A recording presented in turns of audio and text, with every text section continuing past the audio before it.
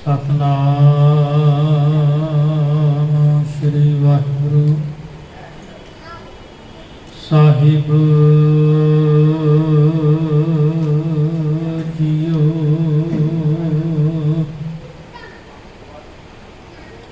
तेरे गुण बहुते मैं एक ना जानिया, मैं मूर्ख किछ दीजै। प्रणवत नानक सुन मेरे साहिबा, डुबदा पत्थर लीजै। वाहिगुरु साहिब जियो। मन चाओ पिया प्रभ आगम सुनिया, हर मंगल गाओ सखी ग्रह मंदिर बनिया। मन चाओ पिया प्रभ आगम सुनिया, हर मंगल गाओ सखी ग्रह मंदिर बनिया।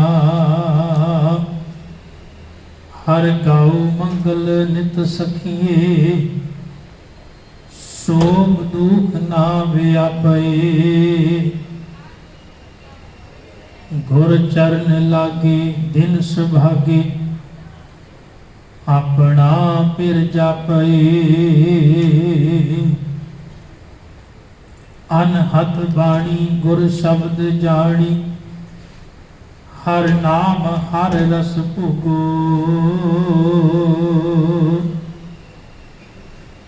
कह नानक प्रभ आप मिलिया, कारण कारण जोगो।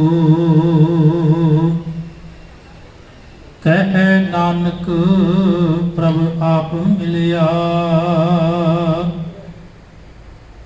कारण कारण जोगो। वाहिगुरु जी का खालसा, वाहिगुरु जी की फतेह। परम सन्मान योग गुरु प्यारी, गुरु सवारी, गुरु साजी साध संगत जीओ। आप जी वडभागे हो गुरु चरना विच बैठ के रब्बी बाणी का परम आनंद माण रहे। दास तो पहला सत्कारयोग भाई से पासों आप जी ने रब्बी बाणी का पाठ श्रवण किया है। समा है गुरमत विचारां दा। धन गुरु गुरु अमरदास सच्चे पातशाह जी की पवित्र रसना तो उचारण की हुई आनंद साहब की पवित्र बाणी की 34वीं पौड़ी आप जी ने हुणे श्रवण की है। गुरुदेव कृपा करते हैं कि एक जीव इस्त्री जदों उसनूं पता लग्या उनके पति परमेश्वर ने आउणा है, तो उनके हिरदे विच एक चाह, एक उमंग, एक खुशी पैदा हो गई, एक खेड़ा पैदा हो गया। ते उन्हें अपनिया सहेलियां नूं आखिया भी हे सखियो, आओ तुसी रल के सारियां जनियां खुशी दे गीत गाओ। ते जदों साडे जीवन दे विच खुशी आउंदी है, सुख आउंदा है, ते साडे जीवन विच चाह और जिहड़ा वध जाता है।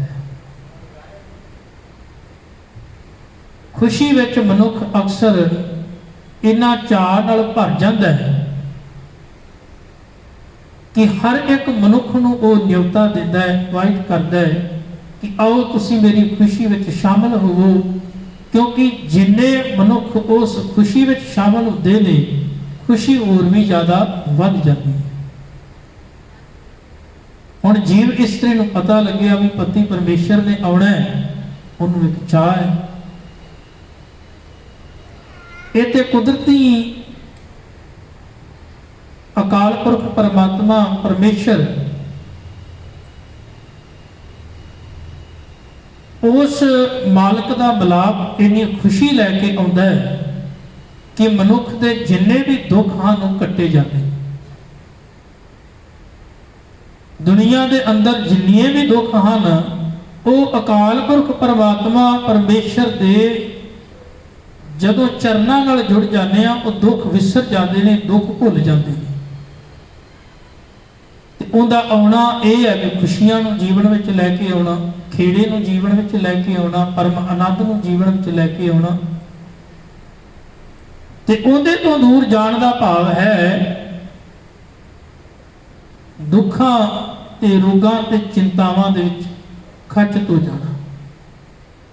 ਤਾਂ ਜਿਹੜਾ ਮਨੁੱਖ ਅਕਾਲ ਪੁਰਖ ਦੇ ਜਿੰਨਾ ਨੇੜੇ ਹੋਵੇਗਾ ਉਹ ਉਨਾ ਹੀ ਜ਼ਿਆਦਾ ਸੰਤੁਸ਼ਟ, ਉਨਾ ਹੀ ਜ਼ਿਆਦਾ ਸੁਖੀ ਤੇ ਉਨਾ ਹੀ ਜ਼ਿਆਦਾ ਖੁਸ਼ ਹੋਵੇਗਾ।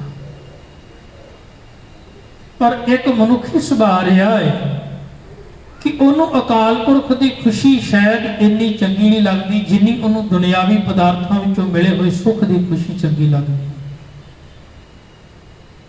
ਇਸ ਕਰਕੇ ਉਹਦਾ ਬਹੁਤਾ ਯਤਨ ਦੁਨਿਆਵੀ ਸੰਸਾਰਕ ਖੁਸ਼ੀ ਪ੍ਰਾਪਤ ਕਰਨ ਵਾਸਤੇ ਧਿਆਨ ਲੱਗਾ ਰਹਿੰਦਾ ਕਿ ਸੰਸਾਰ ਦੇ ਜਿਹੜੇ ਸੁੱਖ ਨੇ ਉਹ ਮਿਲਣ ਤੇ ਸੰਸਾਰ ਦੀ ਖੁਸ਼ੀ ਮਿਲੇ ਤੇ ਉਹ ਉਹਦੇ ਵਿੱਚ ਆਪਣੇ ਆਪ ਨੂੰ ਤ੍ਰਿਪਤ ਕਰਨਾ ਚਾਹੁੰਦਾ ਹੈ। ਪਾਤਸ਼ਾਹ ਜੀ ਇੱਕ ਬੜੀ ਕਿਰਪਾ ਕਰਦੇ ਨੇ ਕਿ ਜੀਵ ਇਸਤਰੀ ਨੂੰ ਪਤਾ ਲੱਗਿਆ ਵੀ ਪਤੀ ਪਰਮੇਸ਼ਰ ਨੇ ਆਉਣਾ ਹੈ ਤੇ ਉਹਦੇ ਅੰਦਰ ਚਾਅ ਪੈਦਾ ਹੋ ਗਿਆ, ਖੁਸ਼ੀ ਪੈਦਾ ਹੋ ਗਈ। ਪਰ ਇਹ ਉਡੀਕ ਕੋਈ ਇੱਕ ਦਿਨ ਦੀ ਜਾਂ 2 ਦਿਨ ਦੀ ਨਹੀਂ ਹੈ। ਇਹ ਉਡੀਕ ਹੋ ਸਕਦਾ ਹੈ ਜਨਮਾਂ ਜਨਮਾਂ ਦੀ ਹੋਵੇ, ਪਤਾ ਨਹੀਂ ਕਿੰਨੇ ਜਨਮਾਂ ਦੀ ਇਹ ਉਡੀਕ ਹੋਵੇ। ਤੇ ਜਿੰਨਾ ਵੱਡਾ ਵਿਛੋੜਾ ਹੁੰਦਾ ਹੈ ਨਾ ਓਨਾ ਵੱਡਾ ਉਸ ਵਿਛੋੜੇ ਦਾ ਦੁੱਖ ਹੁੰਦਾ ਹੈ ਤੇ ਜਿੰਨਾ ਵੱਡਾ ਦੁੱਖ ਹੁੰਦਾ ਹੈ ਓਨੇ ਵੱਡੇ ਦੁੱਖ ਤੋਂ ਬਾਅਦ ਜਿਹੜਾ ਮਿਲਾਪ ਹੈ ਉਹਦਾ ਸੁੱਖ ਹੁੰਦਾ ਹੈ। ਕਿ ਬਹੁਤ ਸਮਾਂ ਕੋਈ ਮਨੁੱਖ ਸਾਡੇ ਤੋਂ ਦੂਰ ਰਵੇ, ਬੜਾ ਲੰਮੇਰਾ ਸਮਾਂ, ਤੇ ਉਹ ਮਨੁੱਖ ਦਾ ਜਦੋਂ ਮਿਲਾਪ ਹੁੰਦਾ ਹੈ ਤੇ ਫਿਰ ਉਹ ਮਿਲਾਪ ਵੀ ਬੜਾ ਖੁਸ਼ੀਆਂ ਭਰਿਆ ਤੇ ਬੜਾ ਸੁੱਖਾਂ ਭਰਿਆ ਹੁੰਦਾ। ਮੇਰੇ ਪਾਤਸ਼ਾਹ ਆਖਦੇ ਨੇ ਕਿ ਜਿਸ ਅਕਾਲ ਪੁਰਖ ਪਰਮਾਤਮਾ ਦੀ ਮੈਂ ਗੱਲ ਕਰਦਾ ਹਾਂ ਉਹ ਤਾਂ ਤੇਰੇ ਤੋਂ ਕਿੰਨੇ ਜਨਮਾਂ ਤੋਂ ਵਿਛੜਿਆ ਹੋਇਆ ਤੇ ਮਨੁੱਖਾ ਜਨਮ ਦੇ ਵਿੱਚ ਉਹਦੇ ਮਿਲਾਪ ਦੇ ਤੈਨੂੰ ਹਰ ਪ੍ਰਕਾਰ ਦੇ ਯਤਨ ਕਰਨੇ ਚਾਹੀਦੇ ਨੇ, ਤੈਨੂੰ ਕੋਸ਼ਿਸ਼ ਕਰਨੀ ਚਾਹੀਦੀ ਹੈ ਕਿ ਉਹਦਾ ਮਿਲਾਪ ਹੋਵੇ। ਤੇ ਜਦੋਂ ਕੋਈ ਕੋਸ਼ਿਸ਼ ਕਰਦਾ ਹੈ ਉਸ ਪ੍ਰਭੂ ਪਤੀ ਦੇ ਮਿਲਾਪ ਵਾਸਤੇ ਤਾਂ ਫਿਰ ਉਹਦੀ ਕੋਸ਼ਿਸ਼ ਵਿਅਰਥ ਨਹੀਂ ਜਾਂਦੀ। ਇੱਕ ਸਮਾਂ ਉਹ ਵੀ ਹੁੰਦਾ ਹੈ ਜਦੋਂ ਫਿਰ ਮਾਲਕ ਟੁੱਟ ਪੈਂਦਾ, ਖੁਸ਼ ਹੋ ਜਾਂਦਾ ਹੈ ਤੇ ਖੁਸ਼ ਹੋ ਕੇ ਫਿਰ ਉਹ ਆਉਣ ਦਾ ਨਿਯੁਕਤਾ ਦਿੰਦਾ ਵੀ ਹੁਣ ਮੈਂ ਤੇਰੇ ਹਿਰਦੇ ਘਰ ਵਿੱਚ ਆਉਣਾ ਹੈ। ਤੇ ਜਿੱਦਣ ਮਾਲਕ ਆਉਂਦਾ ਹੈ ਫਿਰ ਉਹ ਹਿਰਦਾ ਕਿਹੋ ਜਿਹਾ ਹੋਵੇਗਾ। ਮੇਰੇ ਪਾਤਸ਼ਾਹ ਜੀ ਬਾਣੀ ਅੰਦਰ ਕਿਰਪਾ ਕਰਦੇ ਨੇ ਉਹ ਹਿਰਦਾ ਬੜਾ ਹੀ ਸੁਭਾਗਾ ਹੋਵੇਗਾ ਜਿਸ ਹਿਰਦੇ ਘਰ ਵਿੱਚ ਮਾਲਕ ਨੇ ਆਉਣਾ ਹੈ। ਪਰ ਉਹ ਮਾਲਕ ਦੇ ਮਨ ਭਾਉਂਦਾ ਘਰ ਹੋਵੇ। ਜੇ ਮਾਲਕ ਦੇ ਖੁਸ਼ੀ ਪ੍ਰਾਪਤ ਕਰਨੀ ਹੈ, ਜੇ ਮਾਲਕ ਨੇ ਆਉਣਾ ਹੈ ਤੇ ਉਹ ਫਿਰ ਹਿਰਦਾ ਉਹ ਘਰ ਵੀ ਮਾਲਕ ਦੇ ਰਹਿਣ ਜੋਗਾ ਹੋਵੇ, ਉਹਦੇ ਬੈਠਣ ਜੋਗਾ ਹੋਵੇ। ਨਹੀਂ ਤੇ ਉਸ ਘਰ ਵਿੱਚ ਜਿੱਥੇ ਮਾਲਕ ਦੇ ਬੈਠਣ ਦੀ ਥਾਂ ਨਹੀਂ, ਜਿੱਥੇ ਮਾਲਕ ਦੇ ਖੜੇ ਹੋਣ ਦੀ ਥਾਂ ਨਹੀਂ, ਜਿੱਥੇ ਮਾਲਕ ਦੀ ਕੋਈ ਗੱਲ ਸੁਣੀ ਨਹੀਂ ਜਾਣੀ, ਜਿੱਥੇ ਮਾਲਕ ਦੀ ਗੱਲ ਕੋ ਮੰਨੀ ਨਹੀਂ ਜਾਣੀ, ਫਿਰ ਉੱਥੇ ਮਾਲਕ ਕਿਵੇਂ ਆਵੇਗਾ? ਆ ਹੀ ਨਹੀਂ ਸਕਦਾ। ਮਾਲਕ ਨੇ ਉਸੇ ਘਰ ਵਿੱਚ ਜਾਣਾ ਨਾ ਜਿਸ ਘਰ ਦੇ ਵਿੱਚ ਉਹਨੂੰ ਬੁਲਾਇਆ ਗਿਆ ਤੇ ਜਿਹੜਾ ਘਰ ਹਿਰਦਾ ਤਿਆਰ ਕੀਤਾ। ਹੁਣ ਇਸ ਹਿਰਦੇ ਘਰ ਵਿੱਚ ਤਾਂ ਕਿਤੇ ਕਾਬਲ ਨੂੰ ਬੁਲਾਇਆ ਜਾਂਦਾ ਹੈ, ਕਿਤੇ ਹੰਕਾਰ ਨੂੰ ਬੁਲਾਇਆ ਜਾਂਦਾ ਹੈ, ਕਿਤੇ ਈਰਖਾ ਦਵੈਤ ਨਿੰਦਿਆ ਨੂੰ ਬੁਲਾਇਆ ਜਾਂਦਾ ਹੈ। ਇਹ ਚੀਜ਼ਾਂ ਤੇ ਸਾਰੀਆਂ ਇਹਦੇ ਹਿਰਦੇ ਘਰ ਵਿੱਚ ਟਿਕੀਆਂ ਹੋਈਆਂ ਨੇ ਜਾਂ ਦੁਨੀਆ ਦੇ ਹੋਰ ਕਿੰਨੇ ਰਸ ਕਸ ਕਿੰਨੇ ਅੰਦਰ ਵਸੇ ਹੋਏ ਨੇ। ਤੇ ਫਿਰ ਨਾਮ ਕਿੱਥੇ ਵਸੇਗਾ? ਜੇ ਨਾਮ ਨਹੀਂ ਹੈ, ਰੱਬੀ ਯਾਦ ਨਹੀਂ, ਤੇ ਰੱਬ ਨੇ ਫਿਰ ਕਿਵੇਂ ਆਉਣਾ ਹੈ? ਤਾਂ ਬੜੀ ਕਿਰਪਾ ਕੀਤੀ ਗੁਰੂ ਅਮਰਦਾਸ ਪਾਤਸ਼ਾਹ ਜੀ ਆਖਦੇ ਨੇ ਮਨ ਚਾਉ ਭਿਆ ਪ੍ਰਭ ਆਗਮ ਸੁਣਿਆ। मन विच चा पैदा, मन दे नन्हे नूं सिहारीए मन विच, जे मन दे नन्हे नूं थल्ले औंकड़ लगी हुंदी एक मन, जे मन दे नन्हे नूं सिहारी भी ना होवे पिछे औंकड़ भी ना होवे, बहुवचन बहुत सारे मनां दी गल कीती। इत्थे सिहारी लगी है मन विच, शब्द आवेगा मन विच, मन द्वारा, मन दे राही ये शब्द वरते जाते। तो इत्थे गुरुदेव आखदे ने मन चाऊ पिहा, मन दे विच चाह पैदा हो गया, खुशी पैदा हो गई, खेड़ा पैदा हो गया। कदों? प्रभ आगम सुनिया, जदों पता लग्या कि मेरा मालिक पति परमेश्वर आ रहा है। कित्थे आ रहा? मेरे हिरदे घर विच। ते हिरदा घर जिहड़ा है वो मालिक दे टिकण दा टिकाणा बन गया। हुण मेरे मालिक ने उस हिरदे घर रूपी सेजा उत्ते आके बैठना है, मानना है। इस करके हिरदा रूपी सेजा जिहड़ी वो बिल्कुल तैयार है। जिहड़ा हिरदा कदी मैल नाल भरिया सी, विकारां नाल, औगणां नाल भरिया सी, वो सारा अंदरों कढ दिता। हुण मालिक की केवल तां केवल जगह उस हिरदे विच है। तो सब किरपा करते ने, हर मंगल गाओ सखी ग्रह मंदिर बनिया, आओ सखीओ मिल के खुशी दे गीत गाइए। क्यों? क्योंकि मेरा हिरदा घर ही रब दा मंदिर बन गया है। असीं ते गुरुद्वारा उस नूं मानने ना जिथे गुरु दा प्रकाश हुंदा है। ते जिस हिरदे विच गुरु दा शब्द वस गया फिर वो गुरुद्वारा नहीं। ये ते वो गुरुद्वारा जिथे गुरु ग्रंथ साहब गुरु शब्द का प्रकाश है। ते जिदन गुरु शब्द तेरे हिरदे विच प्रकाशवान हो गया उदन तेरा हिरदा भी गुरुद्वारा बन जाएगा। तू जिथे भी जावेगा तेरे नाल वो गुरुद्वारा, तेरे नाल गुरु का शब्द तेरे नाल जाएगा। ते तू जिथे भी होवेगा उत्थे आनंद माणेगा, उत्थे सुखी होवेगा, उत्थे तेरे जीवन में खेड़ा होवेगा। धन गुरु गोबिंद सिंह महाराज पातशाह जी नूं साहिबां दे चरनां विच सिख रहिंदा भाई नंद लाल। ते भाई नंद लाल बड़े कमाल दे कवि ने, विद्वान ने, उन्हां दी विद्वता बड़ी महान है। ते कलगीधर महाराज पातशाह जी दे चरनां विच रहिंदे। एक दिन गुरु पातशाह जी ने पूछ लिया, कहण लगे भाई नंद लाल कवियां दे खिलाफ जिहड़े ख्याल हुंदे ने वो बड़े वखरे हुंदे ने, निराले हुंदे ने। ते तुसीं मैनूं इह दसो खुशी अते गम विच की फर्क है? खुशी कदों आउंदी है ते गम कदों आउंदा है? ते भाई नंद लाल ने उदों हथ जोड़ के आख्या सी, सतगुरु तेरे चरनां दे नाल जुड़ जाना खुशी नूं प्राप्त करना है, ते तेरे चरनां तो दूर चले जाना गम नूं हासिल करना है।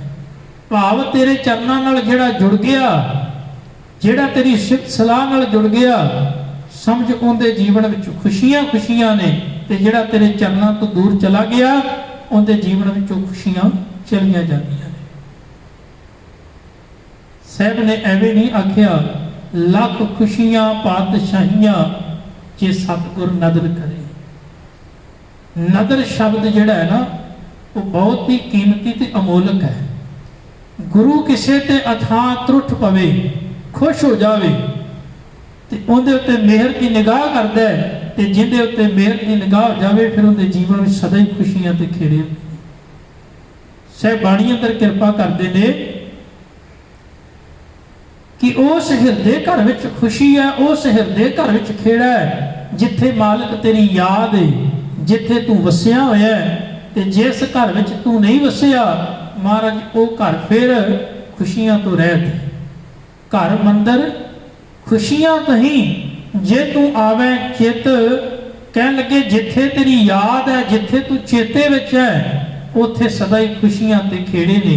ते जदों तू विसर जाना, भुल जाना, उदों जीवन विचों खुशियां चलियां जांदियां, क्योंकि तेरी नदर तेरी रहमत तो वांझा हो जाना वा, तेरी बख्शिश तो वांझा हो जाना वा। ते जदों तेरी बख्शिश नहीं फिर तो खुशी कादी मालिक, फिर वो खुशी भी कादी। जे दुनियावी पदार्थ धन दौलत मान वडियाई विचों जे मैनूं खुशी मिलदी है ते वो खुशी को सदीवी थोड़ा है। वो ते उन्ना चिर है ना जिन्ना चिर मैनूं मान वडियाई मिल रही है, जिन्ना चिर दुनिया की सुख सहूलतां मिल रही ने, उन्ना चिर मैं कहांगा मैं बहुत खुश हाँ। पर जदों ਉਹੀ चीज़ां फिर दुख देनियां शुरू कर दिंदियां ने, बंदा फिर ਉਹੀ कहन लग जाता है भी कल तक तो खुशी दिंदियां सन, अज ये मेरे वास्ते दुख बन गई। क्यों? क्योंकि वो चीज़ां सदीवी खुशी नहीं दे सकदियां जिन्हां विचों आपां सदीवी खुशी लभणे। पर एक सदीवी खुशी मिलती है गुरु के चरणों विचों, क्योंकि इत्थे दुख कट्टे जाते हैं, दुखों ते पापां दा नाश होंदा है। इत्थे खुशियां जिहड़ियां ने वो बख्शिश नाल मिलदियां ने, ते ऐसियां खुशियां सदैव काल रहण वालियां ने। धन गुरु गुरु नानक देव महाराज पातशाह जी के चरणों विच एक देवी की पूजा करने वाला भाई भगीरथ गुरु नानक देव महाराज पातशाह जी के चरणों में आया सी, जदों गुरु नानक साहब मोदी खाने में सन। ते उदों नाम सुन के पातशाह जी का ते चरणों में आया है, वो देवी का भगत सी। जदों गुरु नानक साहब के चरणों के विच आया सुल्तानपुर, उदों सतगुर पातशाह जी तो समान लिया, ते पातशाह जी ने उदों जदों 13-13 तोल के ते उन्हें समझाया सी ना भी जिहड़ी खुशी है ना वो मेरे विचों नहीं तेरे विचों प्राप्त होंदी है। भाव जिन्ना चिर बंदा कहता आ मेरा, आ भी मेरा, आ भी मेरा कह लगे, उदों हंकारी होके मनुख सच विच ही असल खुशी नूं गवा लैंदा है। पर जदों वो तेरे नाल भाव तेरा तेरा करदा है, उस मालक नाल जुड़ जाता है, उहदे दर तो जिहड़ी खुशी मिलती है फिर उहदा कोई भी हिसाब कोई अंत नहीं पा सकता। भाई भगीरथ नूं समझ आई, वो चरणों जुड़िया, कह लगा पातशाह खुशी तो पहला सी पर दुनियावी खुशी सी, किरपा कर हुण तेरी बख्शिश की खुशी मैनूं हासिल हो जाए। गुरु नानक साहब ने किरपा की, भाई भगीरथ नूं असल खुशी दी, ते जीवन में चाह ते खेड़ा पैदा हो गया। कोई भाई भगीरथ एक बार लाहौर गया, लाहौर गया तो उत्थे एक बहुत बड़ा व्यापारी रहता सी, भाई मनसुख। भाई मनसुख दे नाल जदों मिलाप होया ना भाई भगीरथ दा, गुरु नानक साहब दा सिख बन गया जदों भाई भगीरथ, ते उहदे मुख नूं वेख के वेखो, खुशी एक इहो जी चीज़ है ते गम, खुशी अते गम ये मनुख दे मस्तक नूं वेख के, उहदे हाव भाव नूं वेख के पता लग जाता बंदा खुश है कि गमी विच। जे कोई मनुख बाहरी तौर पर खुश दिस रहा होगा, पर फिर भी उहदे हाव भाव दस दिंदे ने भी बंदा केवल तां केवल बाहरी तौर पर खुश दिसण का यतन कर रहा, पर अंदरों है नहीं। आपां वेखदे हैं ना कई बारी कई मनुख मिलते हैं पर खुश होने का बनावटी नाटक करते हैं, अंदरों खुश नहीं होंगे। वो कह रहे होंगे ने मैं बहुत खुश हाँ, पर होंगे नहीं, क्योंकि उन्होंने अंदर अथाह गम छुपिया होंदा है। पर किते ना किते वो बोलों के राही या उन्होंने हाव भाव के राही प्रगट हो जाता है। मेरे पातशाह आखते ने भाई ये मनुख के मस्तक नूं वेख के पता लाया जा सकता है भी खुश है कि गमी विच। खैर भाई मनसुख जिंदा नाम मनसुख सी, उन्हें जदों भाई भगीरथ नूं वेखिया ते उहदे नाल विचार कीती ते ओह गल्लां विचों इन्ना चाह पैदा होया, इन्नी खुशी झलकी कि उहदा चित्त कीता भी मैनूं भी ये खुशी मिले। हर बंदा चाहुंदा ना मैं सुखी होवां, मैं खुश होवां। हर बंदे की मंग ये है कि मैं दुनिया अंदर जिन्ना चिर रहां खुश होकर जीवन जीवां, खेड़े विच होवां, आनंद विच होवां, कदी निराश ना होवां, कदी चिंता विच ना फसां, कदी मुश्किलां मेरे जीवन में ना हो। मैं सदा ही उन्हां मुश्किलों को हल करके जीवन में कह लगे सुख मान सकां। तो हुण भाई मनसुख ने जदों वेखिया भी इन्हें तो वाकई जीवन में खुशी है, तो भाई मनसुख ने उस समय भाई भगीरथ नूं पुछया, कह लगे भी मैनूं ये दसो भी जिहड़ी आ खुशी तुहाडे जीवन विचों झलक रही है, ये खुशी का कारण की ते खुशी आई कित्थों है? उन्होंने आख्या ये खुशी जिहड़ी मिली है मैनूं गुरु नानक साहब के चरणों विचों मिली है। ये खुशी का कारण यह है कि मैं गुरु नानक साहब के उपदेश नूं अपने हिरदे विच वसा लिया। गुरु नानक साहब का उपदेश कभी मैनूं निराश होने नहीं देता, वो सदा ही मैनूं खुशी देता है, सदा ही खेड़ा देता है, मैं सदा ही खेड़े विच रहिंदा। हुण गुरु नानक साहब पातशाह जी के सिख के दर्शन करके चाह पैदा हो गया, मैं भी एक खुशी हासिल कर। पर मन में एक शंका पैदा हो गया कि भी जिन्नी वडियाई है गुरु नानक साहब की कर रहा है भाई भगीरथ, कि वाकई ही गुरु नानक साहब जिहड़े हन वो एडी वड्डी शख्सियत हन? तां इह मन विच एक सवाल, एक शंका लैके भाई मानसो गुरु नानक साहब के चरनां विच आ ते पता है की सोचते होंदे ने कि जे गुरु नानक साहब ने मेरे अंदर की हालत को बुझ लिया, मेरे नाम को बुझ लिया, तो मैं समझांगा वाकई ही असल वो मालक वो शख्सियत ने जिनका जिक्र भाई भगीरथ ने किया। कई बारी बंदा होता है ना, किसी की झूठी तारीफ करता है, झूठी वडियाई करता है, तो बंदा कहता भी शायद हो सकता है भी ये भी उहदे नाल जुड़िया तो उनकी वडियाई करता होवे। पर जदों भाई भगीरथ भाई मनसुख नूं लैके गुरु नानक साहब के चरनां विच आए तो मत्था टेकिया, पहली गल ही गुरु नानक साहब ने आखी, कह लगे नाम ही केवल मनसुख है या कभी मन विच सुख वसिया भी है? केवल नाम का ही मन सुख है या मन दे विच सुख वसिया भी है? कभी सुख माने? उस वेले हाथ जोड़ते कह लगे सतगुरु केवल नाम का ही मन सुख है, किरपा कर दिओ जीवन में वाकई सुख मिल जाए, बस किरपा कर दिओ वाकई जीवन सुख नाल भर जाए। गुरु नानक साहब ने मेहर की, भाई मनसुख वाकई मन विच गुरु का शब्द दसा के सदा ही खुशी ते सुख नूं मनन लगे। यही भाई मनसुख जदों श्रीलंका की राजधानी सिंगलादीप राज सी, ते जदों उत्थे गया व्यापारी सी बहुत बड़ा, ते जदों उत्थे गए ते उत्थों दा राजा जिहड़ा है ना, जदों उन्हें भाई मनसुख के दर्शन किए तो उन्हें भी अगों बेनती की, कहन लगा इन्ना राज भाग मेरे कोल है। एक राजे के कोल किसी चीज़ की कमी नहीं होंदी, हर एक सहूलत होंदी है। मैं एक आवाज़ मारा तो दुनिया मेरे सामने खड़ी होंदी है, मेरे को हर चीज़ किसी चीज़ की कमी नहीं। जे कमी है तो मेरे अंतर आत्मिक खुशी ते सुकून की कमी है। पर आ जेड़े तेरे जीवन विचों खुशी मैनूं झलकदी है मनसुख, ये खुशी तेनों कित्थों मिली? मैनूं भी चाहिए है। तो उदों आखिया सी, कह लगे खुशी मैनूं गुरु नानक साहब के चरनां विचों मिली है। और आख्या मैनूं भी चाहिए है। उन्हें तेनों चाहिए तो फिर गुरु नानक साहब नूं याद करिया कर, वो आप आउणगे ते जदों गुरु नानक साहब आके तेरे कह लगे हृदय घर विच जदों उन्हां दी याद वस जाएगी, गुरु नानक साहब तेनों आगे दर्शन देणगे, कह लगे फिर तेनों सदीवी खुशी मिल जाएगी। पर खुशी एवें हासिल नहीं होती, उहदे वास्ते बड़ी मेहनत ते मशक्कत करनी पई, घलनी। तो उस समय जिहड़ा राजा शिवनाब सी सिंगलादीप दा, उन्हें गुरु नानक साहब नूं रोज याद करना, चेते करना। एक दिन गुरु नानक साहब आए, दर्शन दिते, तो उस राजे शिवनाब का भला किया, उन्होंने भी असल खुशी दी। जिहड़ा एक राजा हुंदा होया भी कभी रजिया नहीं सी, अज गुरु नानक साहब के दर्शन करके भी रज गया सी। सच ये है जिहड़ी गुरु के चरणों चों खुशी मिलनी है ना, वो सदीव काल नहीं मिलनी। साहब आदे ने मन चाओ भया प्रभ आगम सुनिया, जिदन मैनू पता लग्या कि मेरा मालिक आना है, कह लगे उदन ते मेरे अंदर खुशी ते चाह पैदा हो गया। ये तो रब की गल है ना, दुनियावी गल है। लो किसी स्त्री का पति परदेश गया होवे ते जदों वो स्त्री नूं पता लगे ना भी मेरे पति ने आना है, तो सच जानियो उदों वो पति दरवाजे ते खड़ी होके बार बार जाके तकदी है भी मेरा मालिक मेरा साईं ते नहीं आउंदा। उनकी नज़र उनकी उड़ीक हमेशा इको ही होगी, उनका ख्याल इको ही होगा, मेरे पति ने आना है। बार बार दरवाजे ते जाके वेखदी है भी किते आ ते नहीं गया, पहुँच ते नहीं गया।